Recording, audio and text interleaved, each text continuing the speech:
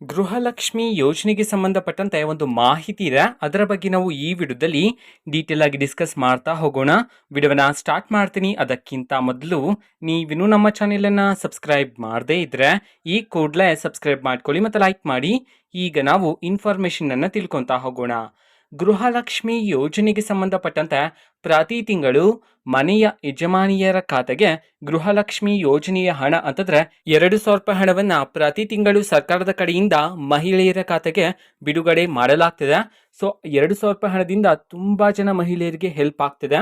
ಓಕೆನಾ. ಸೊ ಅದರಲ್ಲಿ ಬೆಳಗಾವಿ ಜಿಲ್ಲೆಯಲ್ಲಿರ್ತಕ್ಕಂತಹ ಒಬ್ಬ ಅಜ್ಜಿ ಗೃಹಲಕ್ಷ್ಮಿ ಯೋಜನೆಯಿಂದ ಬಂದಿರತಕ್ಕಂತಹ ಹಣದಿಂದ ತಮ್ಮ ಗ್ರಾಮಸ್ಥರಿಗೆ ಹೋಳಿಗೆ ಊಟ ಹಾಕ್ಸಿದಾರೆ ಅಂತ ಹೇಳಿ ಈಗ ಮಾಹಿತಿಗಳೆಲ್ಲ ಬರ್ತಿರ್ತಕ್ಕಂಥದ್ದು.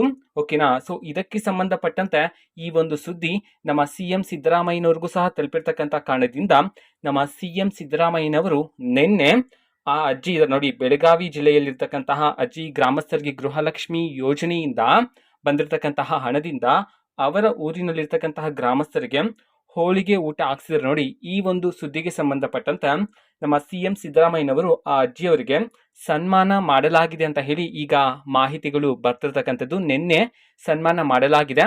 ಓಕೆನಾ. ಸೊ ಬೆಳಗಾವಿಯಲ್ಲಿರ್ತಕ್ಕಂತಹ ಅಜ್ಜಿಗೆ.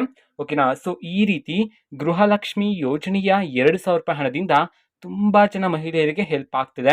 ಓಕೆನಾ. ಸೊ ಇದು ಇವತ್ತಿನ ಒಂದು ವಿಡಿಯೋ. ಸೊ ಇದೇ ರೀತಿ ಗೃಹಲಕ್ಷ್ಮಿ, ಅನ್ನಭಾಗ್ಯ, ಶಕ್ತಿ ಯೋಜನೆ, ಯುವ ನಿಧಿ, ಗೃಹ ಜ್ಯೋತಿ, ಕಾಂಗ್ರೆಸ್ನ ಎಲ್ಲ ಯೋಜನೆಗಳಿಗೆ ಸಂಬಂಧಪಟ್ಟಂತೆ ಇಂಪಾರ್ಟೆಂಟ್ ಅಪ್ಡೇಟ್ಗಳು ನಿಮಗೆ ಈ ಒಂದು ಚಾನೆಲಲ್ಲಿ ಇಮಿಡಿಯೇಟ್ಲಿ ಸಿಗ್ತಿರುತ್ತೆ. ಅದಕ್ಕೋಸ್ಕರ ನೀವಿನ್ನೂ ನಮ್ಮ ಚಾನೆಲನ್ನು ಸಬ್ಸ್ಕ್ರೈಬ್ ಮಾಡದೇ ಇದ್ರೆ ಈ ಕೂಡಲೇ ಸಬ್ಸ್ಕ್ರೈಬ್ ಮಾಡ್ಕೊಳ್ಳಿ.